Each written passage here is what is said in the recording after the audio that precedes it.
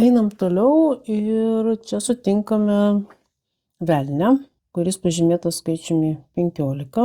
Ir velnias simbolizuoja ribotumus, priklausomybės ir iliuzijas, kurias mes patys savo sukuriame. Kortoje dažnai matome du suvaržytus žmonės. Tai kaip ir pasirinkimo ir priklausomybės ženklas, bet gerai įsižiūrėjus matome, kad juos kaustančios grandinės iš esmės yra tikrai tokios laisvos ir jas galima bet kada nusiimti. Tad dažnai kyla klausimas, kodėl mes to nepadarome.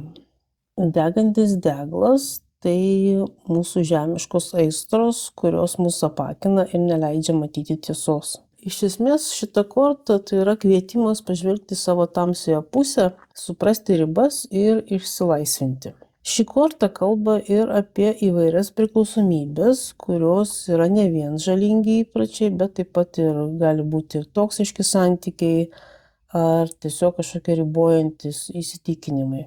Velnias moko sąmoningumo. Tik suvokdami savo troškimus ir žalingus įpročius galime juos valdyti ir netgi iš jų išsilaisvinti. Tad ši korta yra apie atsakomybę už savo gyvenimą ir pasirinkimus. Ir velnio pamoka labai paprasta.